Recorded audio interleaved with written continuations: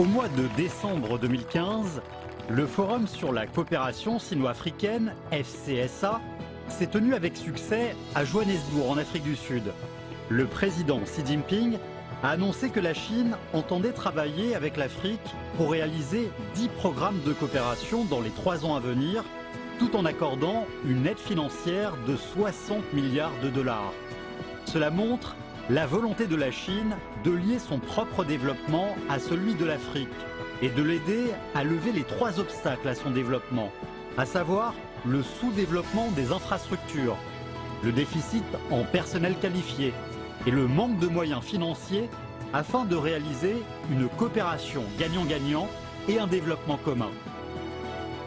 La pauvreté est le plus grand ennemi des pays africains. C'est la source principale des menaces pour la paix et la sécurité en Afrique. Pour parvenir à un développement autonome durable, il existe 3 grands obstacles en Afrique. Le sous-développement des infrastructures, le déficit de personnel qualifié et le manque de moyens financiers. Ce sont les principaux obstacles au développement autonome africain. Ce sont également des domaines prioritaires de la coopération sino-africaine. Le transport est un grand frein au développement socio-économique en Afrique. Comme le dit le proverbe chinois, pour s'enrichir, il faut en premier lieu construire des routes. En mars 2016, la Chine avait soutenu sous forme d'aide et de financement la construction achevée ou en cours de 5675 km de chemin de fer et 5064 km de route en Afrique. Le chemin de fer Tanzanie-Zambie, qui relie Dar es Salaam à l'est Tanzanie à Kapiri Mposhi au centre de la Zambie, a une longueur totale de 1860,5 km. C'est le premier grand projet complet de l'aide chinoise en Afrique. De la prospection et la conception en 1968, à l'achèvement de la construction et au transfert final en 1976, la Chine a envoyé près de 50 000 techniciens pour le projet de construction du chemin de fer Tanzanie-Zambie. Presque 1 million de tonnes d'équipements et de matériaux ont été expédiés. Plus de 60 Chinois ayant perdu leur vie précieuse pour ce projet dorment d'un sommeil éternel en Afrique, loin de leur pays natal. Les Chinois ont réalisé de grands efforts et un travail acharné sur cette terre lointaine. Dans le même temps, ils ont gagné une amitié et une confiance précieuse. Au mois de mars 2013, lors de sa première visite en Afrique après son entrée en fonction, le président Xi Jinping a visité le cimetière des experts chinois en Tanzanie pour rendre hommage aux martyrs ayant sacrifié leur vie pour les amitiés entre la Chine et la Tanzanie et entre la Chine et l'Afrique. Au cours des dernières décennies, le chemin de fer Tanzanie-Zambie a toujours été un modèle et une incarnation de l'aide chinoise en Afrique. Aujourd'hui, un autre chemin de fer incarne un nouveau sens de la coopération sino-africaine et injecte une nouvelle vitalité dans l'ensemble du développement socio-économique de l'Afrique de l'Est.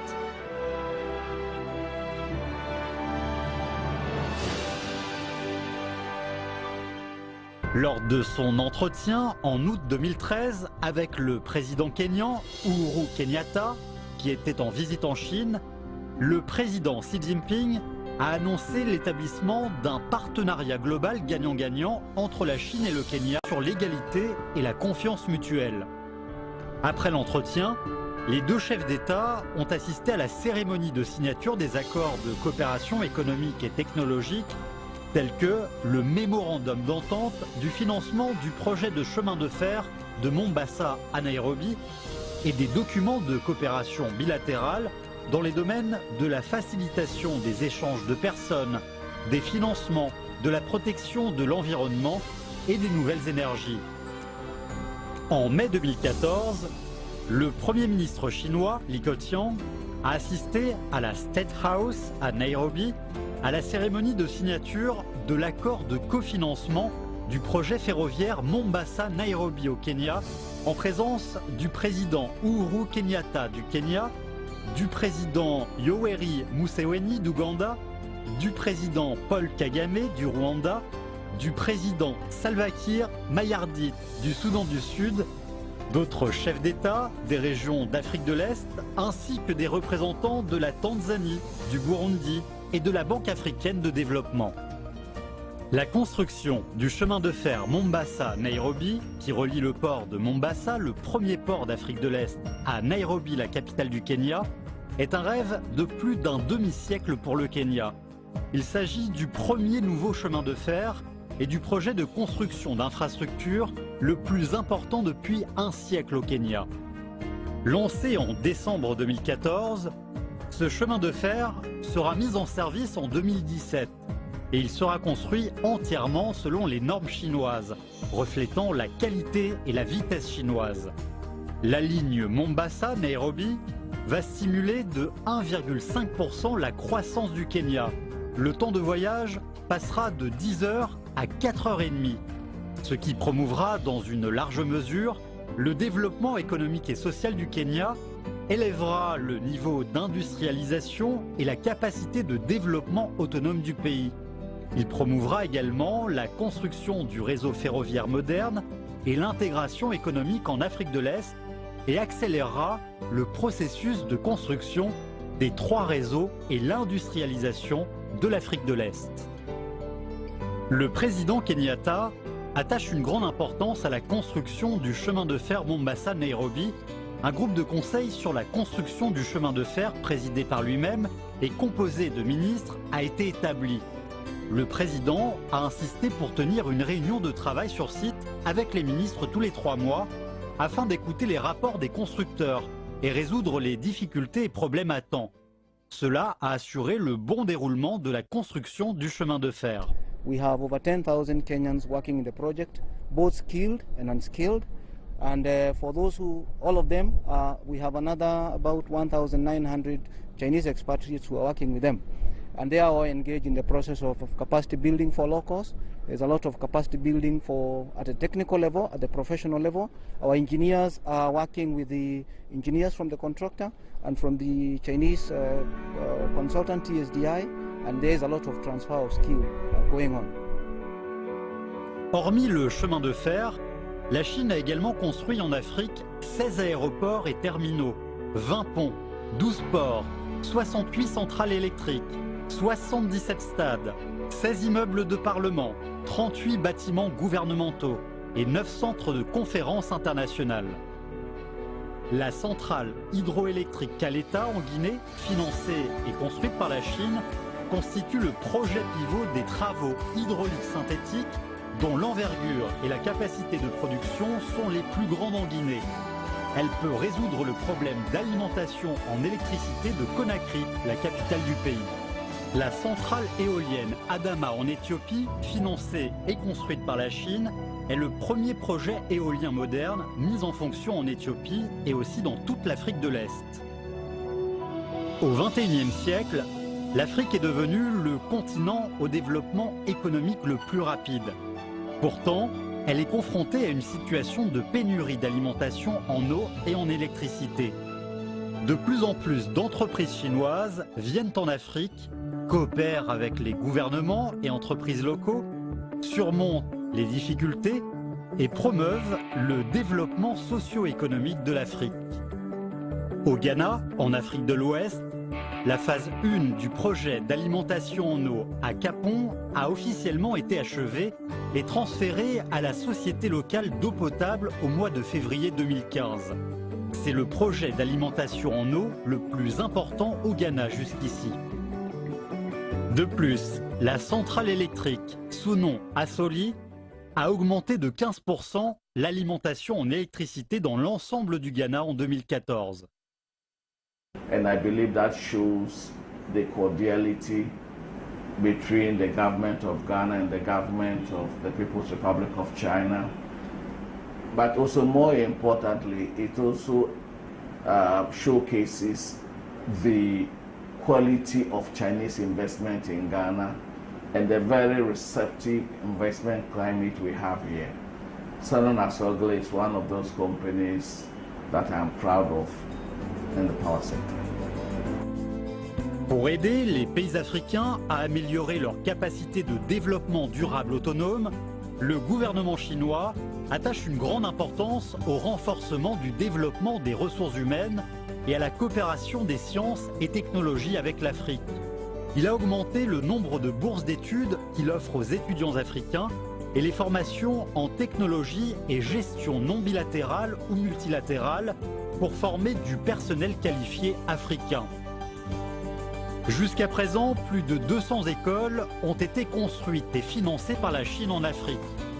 Depuis l'an 2000, le gouvernement chinois a financé 55 000 boursiers africains. Actuellement, plus de 40 000 Africains étudiant en Chine sont des boursiers financés par le gouvernement chinois. Fin 2015, la Chine a formé 130 000 personnes pour les pays africains.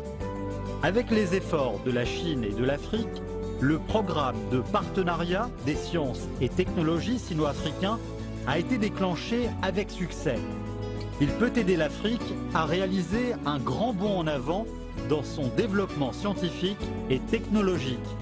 Dans les 3 ans à venir, la Chine va former 200 000 scientifiques, techniciens et gestionnaires pour les pays africains, tout en finançant 30 000 boursiers gouvernementaux.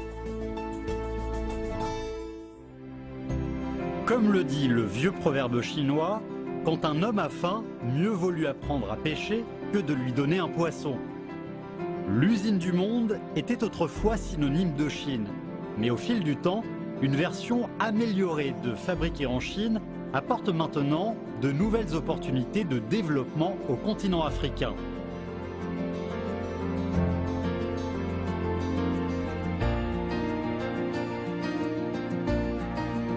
En Afrique, le marché du smartphone est en plein essor. L'entrée des marques chinoises fait passer ce produit d'un bien de luxe à un bien de consommation courante que les gens ordinaires peuvent s'acheter. En même temps, les sociétés de télécommunications chinoises développent non seulement le marché local, mais elles aident aussi à construire des infrastructures connexes et transfèrent des technologies professionnelles aux pays africains au travers de formations techniques. Le centre de formation à Kinshasa de Huawei, construit en 2013, est le centre de formation le plus moderne en République démocratique du Congo. La formation, en fait, c'est... On s'occupe des outillers, les ingénieurs des opérateurs, donc de nos clients. On leur donne les bagages nécessaires qui va leur permettre de bien travailler, être en mesure d'assurer la maintenance, et ainsi de suite. De 2012 à 2013, une série télévisée chinoise intitulée Doudou et ses belles-mères était très populaire en Afrique de l'Est. Un grand nombre d'Africains connaissent le nom du personnage principal, Mao Doudou, grâce à cette série doublée en swahili. La société chinoise qui a produit et diffusé cette série, c'est StarTimes. En mai 2016, StarTimes possède des succursales dans 30 pays africains. L'exploitation de la télévision numérique est réalisée dans 16 pays et elle crée plus de 3000 emplois directs. La vision de StarTimes est très ambitieuse et simple en même temps. C'est de rendre la télévision numérique abordable pour toutes les familles africaines et de former plus de travailleurs africains dans le domaine de la télévision numérique. I feel good to work in StarTimes because I learn a lot of things. I learn passion, I learn experience of doing the job. Chinese, they are doing good to us. We are doing as a teamwork. En février 2015, le Centre des ordinateurs performants, dont la construction a été soutenue par le gouvernement chinois et assurée par le groupe Langchao, a été mis en service. La capacité de ce centre en fait le deuxième de ce type en Afrique.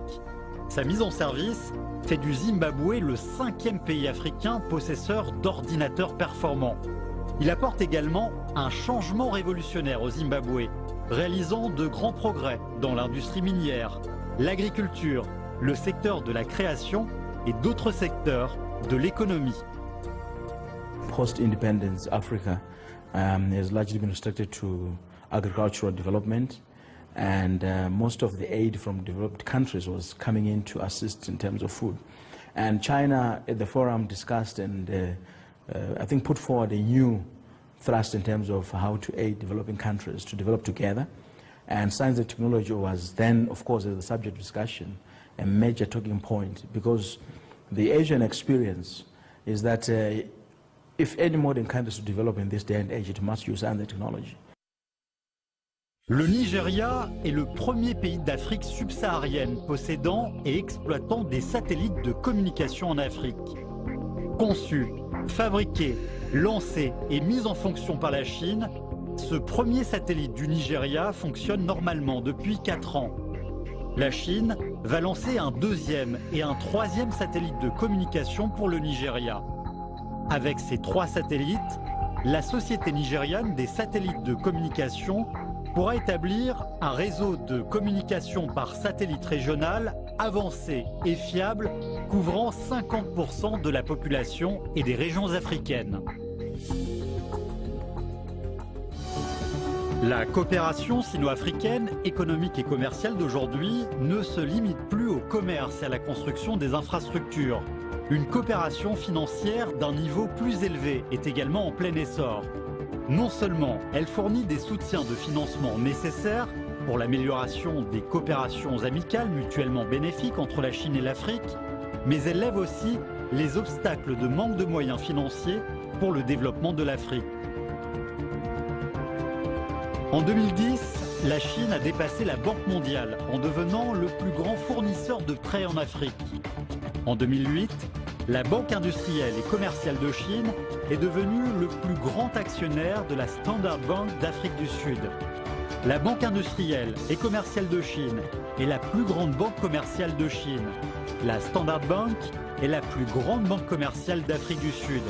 La coopération entre ces deux banques va jouer un rôle important dans la promotion du commerce et des investissements mutuels sino-africains. En juin 2016, le Centre de transaction des échanges de devises a officiellement lancé la transaction directe listée entre le yuan et le rand sud-africain. C'est la première monnaie africaine listée dans la transaction directe du Centre de transaction des échanges de devises. Le yuan est de plus en plus reconnu par les pays africains. À partir de 2013, grâce à des accords d'échange de devises ou l'achat des obligations du yuan, l'Afrique du Sud, le Nigeria, le Kenya, le Ghana, la Tanzanie, l'Angola et d'autres pays africains ont officiellement déclaré qu'ils détenaient des yuans. La Banque agricole de Chine et la République du Congo ont établi la Banque sino-congolaise pour l'Afrique, dont la fonction est de fournir des services de financement aux entreprises chinoises locales. Une nouvelle vision et de nouvelles idées germent pour cette coopération sino-africaine qui s'étend à de nouveaux domaines et s'améliore à un nouveau niveau. De nouvelles voies et de nouvelles directions doivent être explorées. La Chine va maintenir son orientation et sa politique concernant l'Afrique sur les principes d'amitié sincère, d'égalité, de coopération gagnant-gagnant et de développement commun. Elle va mettre en œuvre le principe de vrai pragmatisme, amitié et sincérité à l'égard de l'Afrique émis par le président Xi Jinping. Elle liera étroitement l'aide à la réalisation du développement durable autonome des pays africains au développement de la Chine et travaillera avec l'Afrique pour parvenir à une coopération gagnant-gagnant et un développement commun. La Chine et l'Afrique développeront ensemble, à travers un développement commun des deux parties, un meilleur monde, plus équilibré, stable et prospère.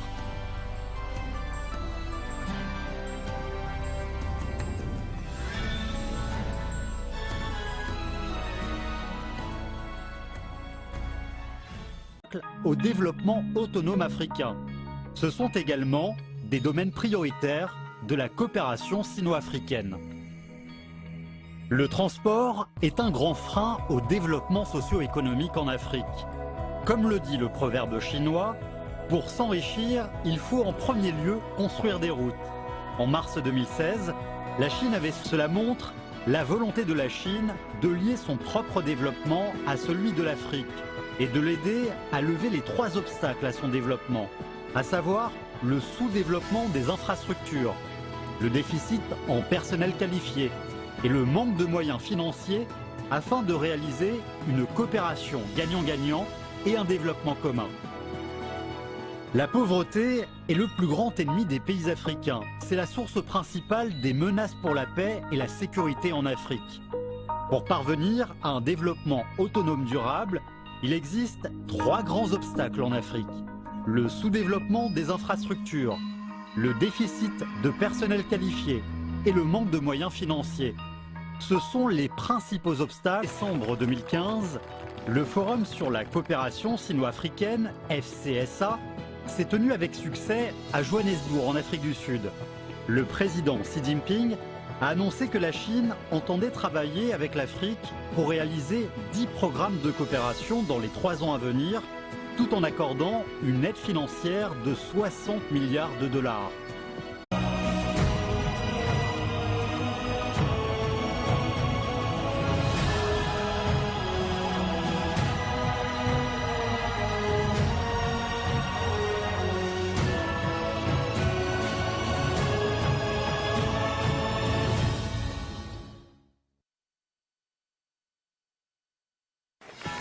Au mois de